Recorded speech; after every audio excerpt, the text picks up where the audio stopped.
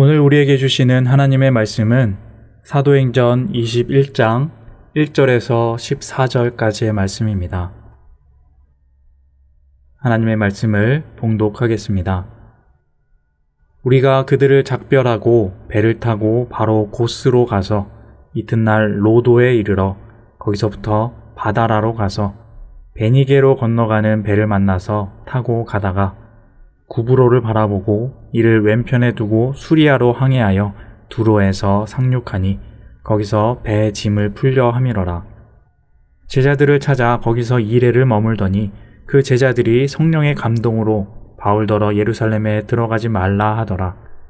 이 여러 날을 지낸 후 우리가 떠나갈새 그들이 다 그 처자와 함께 성문 밖까지 전송하거늘 우리가 바닷가에서 무릎을 꿇어 기도하고 서로 작별한 후 우리는 배에 오르고 그들은 집으로 돌아가니라. 두로를 떠나 항해를 다 마치고 돌레마이에 이르러 형제들에게 안부를 묻고 그들과 함께 하루를 있다가 이튿날 떠나 가이사랴에 이르러 7 집사 중 하나인 전도자 빌립의 집에 들어가서 머무르니라. 그에게 딸 넷이 있으니 처녀로 예언하는 자라.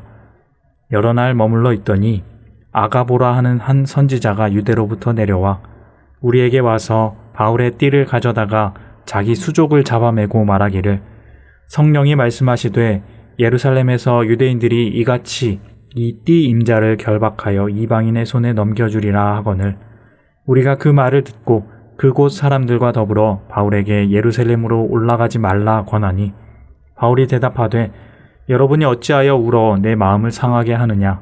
나는 주 예수의 이름을 위하여 결박당할 뿐 아니라 예루살렘에서 죽을 것도 각오하였노라 하니 그가 권함을 받지 아니하므로 우리가 주의 뜻대로 이루어지이다 하고 그쳤노라. 아멘. 바울은 에베소의 장로들에게 고별 설교를 하고 그들을 뒤로하며 또 갈 길을 떠납니다. 오늘 본문의 초반 부분은 그러한 이동의 여정을 기록하고 있습니다. 여기서 1절에 우리가 주어로 등장하는데 이것은 바울과 함께 여정에 임하는 동료들이 여럿 있다는 것이고 또 이것을 기록한 누가가 함께 했다는 증거이기도 합니다. 이 일행은 총 9명 정도로 알려져 있는데 그러니까 이들 또한 바울과 같이 목숨을 내놓고 예루살렘으로의 여정에 함께 하고 있다는 것입니다. 참으로 멋진 동역자들이다 하는 것을 알 수 있습니다. 특별히 이 모든 것을 함께하며 기록하고 남긴 누가는 정말 대단한 사람입니다. 우리에게도 이러한 동역자가 있는지 생각해 봅니다. 믿음의 힘든 여정을 함께 할 수 있는 동역자. 하지만 먼저 생각해야 할 것은 누군가 나의 동역자가 되길 바라는 것보다는 내가 그 동역자가 되어주려 하는 것이 가장 좋은 방법입니다. 내가 누가가 되고 다른 동역자가 되어서 바울의 이 놀라운 여정을 함께 해주고 또 지켜주는 것입니다. 그것이 정말 하나님의 나라와 교회를 세워가는 성도의 귀한 모습입니다. 그렇게 바울의 일행은 배를 타고 고스, 로도, 바다라를 가고 베니게와 수리아로 가는 배를 타고 두로에 상륙합니다.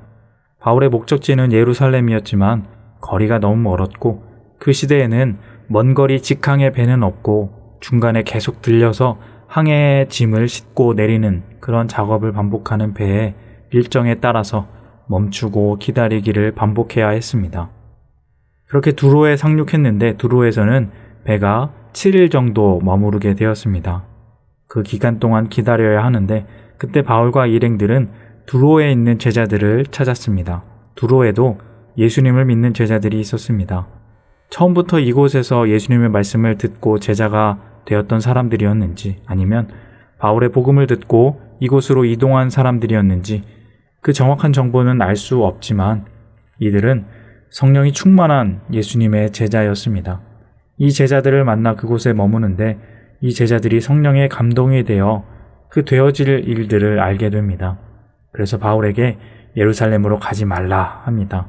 하지만 바울은 그들과 작별하고 두로를 떠납니다. 그 작별의 모습은 참 애틋합니다. 5절과 6절입니다. 이 여러 날을 지낸 후 우리가 떠나갈새 그들이 다 그 처자와 함께 성문 밖까지 전송하거늘 우리가 바닷가에서 무릎을 꿇어 기도하고 서로 작별한 후 우리는 배에 오르고 그들은 집으로 돌아가니라. 작별이 애틋한 만큼 또 그들의 하나 되어지는 끈끈함도 더욱 커지게 되었고, 이 애틋함은 교회를 든든히 세워가는 힘이 될 수 있었습니다. 에베소에서 고별 설교를 하고 헤어진 뒤에도 바울은 그 간절함이 지속되기를 원했고, 여기에서도 이별을 통한 서로의 마음을 더욱 굳건히 하는 계기가 만들어진 것입니다. 이러한 일은 계속 반복됩니다. 7절에 보시면 두로를 떠나 돌레마이라는 곳에 머무는데 그곳에 있는 형제들과 하루를 머물게 됩니다. 안부를 물으며 또 바울과 헤어지게 됩니다. 다시 한번 애틋함으로 하나됨의 마음을 굳건히 하는 것이죠. 또 8절에는 가이사랴에 이르러 빌립과 그 딸들을 만납니다.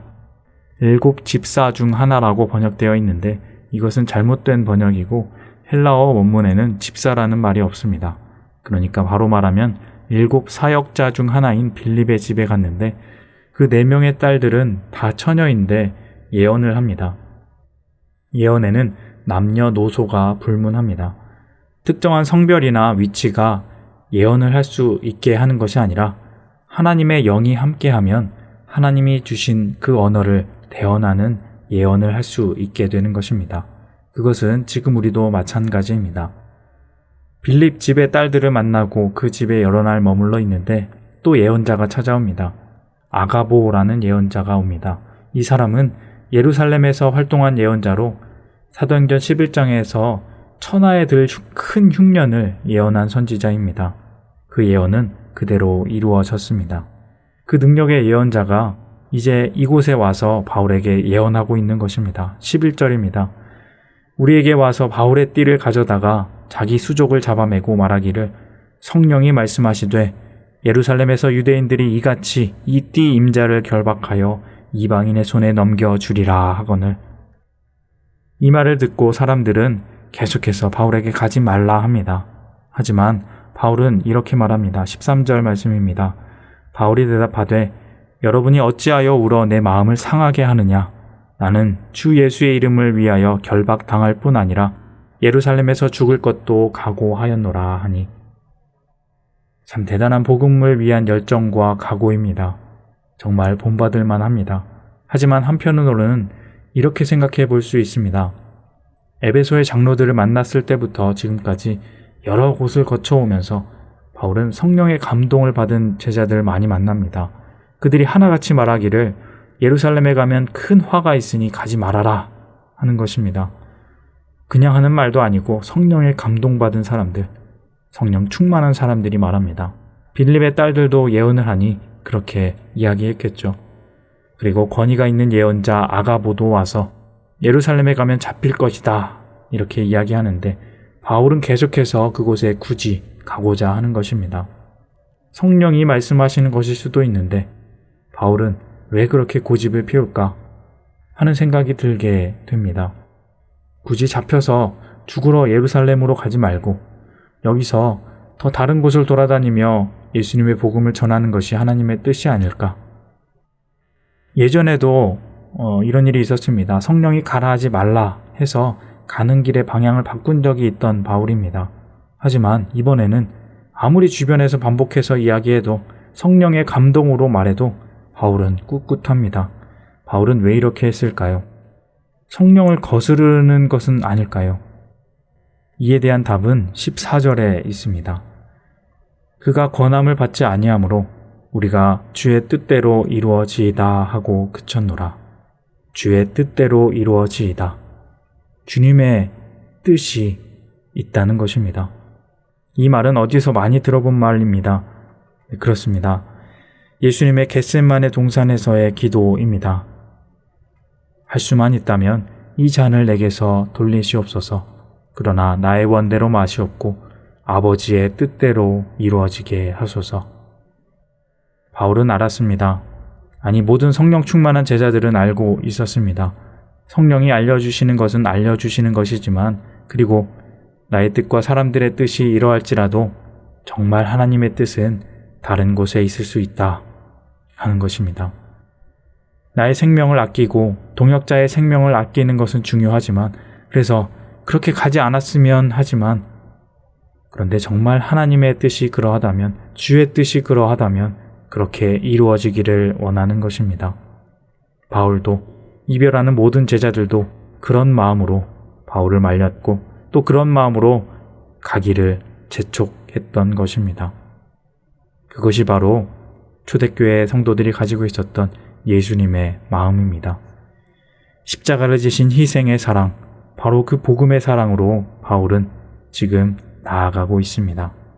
그렇게 또 바울을 보내는 제자들의 마음입니다. 이것이 바로 예수님의 마음입니다. 예수님은 우리에게 그렇게 기도를 가르쳐 주셨습니다. 하늘에 계신 우리 아버지, 아버지의 이름을 거룩하게 하시며 아버지의 나라가 오게 하시며 아버지의 뜻이 하늘에서 이루어진 것 같이 땅에서도 이루어지이다. 땅에 살고 있는 우리들은 모를 수 있습니다. 안타깝습니다. 하지만 하늘의 뜻이 땅에서도 이루어져야 합니다. 또 우리의 기도는 이러한 기도가 되어야 합니다. 우리의 삶은 이런 삶이 되어야 합니다. 아무도 기도할 수 없을 때 기도해야 하고 아무도 이해하지 못할 때 사랑해야 합니다. 그것이 예수님의 사랑이고 바울의 믿음이었습니다. 사랑하는 성도님 여러분, 우리에게 이러한 예수님의 기도와 삶이 있기를 원합니다. 때로는 이별과 아픔 등이 우리의 판단을 흐리게 할 수 있지만 그래도 하나님 뜻이 나를 통해 이 땅에 이루어지는 것, 그 사랑이 나를 통해 전해지는 것, 그것을 위해 기도하고 나아가는, 그렇게 우리의 삶을 살아가는 우리 모두가 다 되기를 원합니다. 그리하여서 정말 하늘나라의 복을 누리며 살아가시는 우리 모든 귀한 성도님들이 다 되시기를 주님의 이름으로 소망합니다. 기도하겠습니다. 하나님 아버지 감사합니다. 자신의 뜻을 거스르고 하나님의 뜻을 위해 기도하며 십자가를 지셨던 그 예수님의 희생의 사랑이 있었기에 우리가 이렇게 구원을 받고 기도할 수 있음에 참으로 감사드립니다. 그 사랑을 받아 우리가 그 예수님의 삶을 살아가기를 원하오니 하나님, 우리를 통해서 하늘의 뜻이 이 땅에 이루어지게 하여 주시옵소서. 우리의 안전과 욕심에 따른 그런 땅의 판단이 아닌 예수님 십자가의 희생의 사랑의 판단으로 이 땅을 살아가며 하늘의 뜻, 하나님의 나라가 우리의 삶을 통해 이루어지게 하시고 올바른 교회가 세워지게 하여 주시옵소서. 성도들의 애틋한 사랑과 또 하나됨으로 더욱 온전히 세워지는 우리 모든 교회와 또 성도들의 삶이 다 되게 하여 주시옵소서.